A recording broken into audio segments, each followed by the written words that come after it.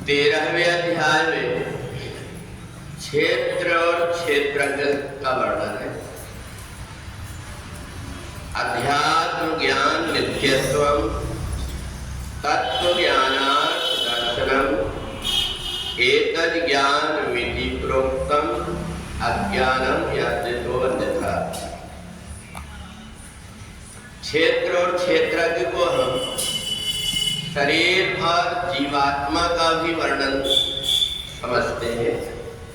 क्षेत्र खेत को कहते हैं और क्षेत्रज्ञ कहते हैं किसान।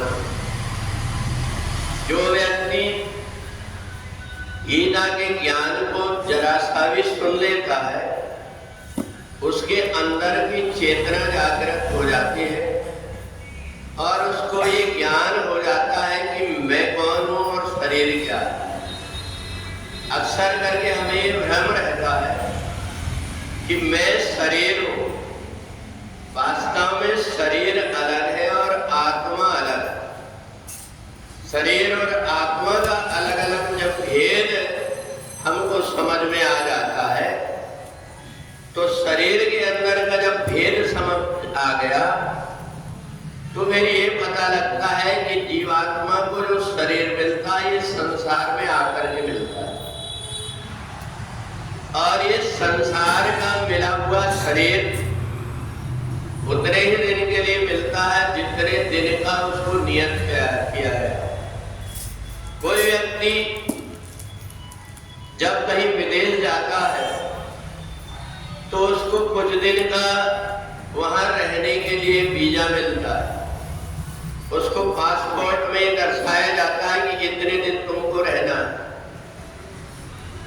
परंतु ये जो जीवात्मा है, इस जीवात्मा को ये पता नहीं रहता कि मेरे को संसार में कितने दिन का समय मिला हुआ है। इसी अज्ञान में भटक करके वो सोचते रहता है अभी मेरे जीवन के बहुत समय बाकी है, मेरे को अच्छे कर्म बाद में कर लूंगा। तो इसलिए भगवान कहते हैं अध्यात्म नित्या विनिवृत्त कामा।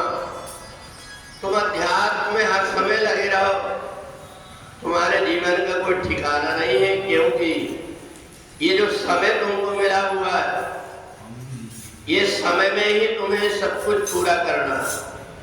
परंतु हम यहाँ संसार की अच्छी वस्तुओं को, अच्छे संबंध को, अच्छे व्यवहार को देख करके यहाँ पर भूल करके रह जाते हैं, और फिर हमें ये ज्ञान नहीं रहता कि हमारा समय कब आ जाए और हमें यहाँ से जाना पड़े। जो व्यक्ति यहाँ पर आता है, जिनके अच्छे व्यवहार रहता है, अच्छे संबंध रहते हैं, अगर वो मेहमान भी अगर कोई हो तो जब जाने लगता है तो हमारा मन बड़ा दुखी हो जाता है। ये मेहमान इतना अच्छा स्वभाव का था, ये बहुत जल्दी जा रहा है। तो इसलिए ये जीवात्मा का भी यही होता है। जब वो संसार में आता है, अच्छे संबंध नाता बना करके रखता है, उसके व्यवहार को देख करके हर व्यक्ति प्रसन्न रहते हैं, तो उसके जाने में हर व्यक्ति को दुख लगता है कि ये व्यक्ति हमारे बीच से क्यों चला गया।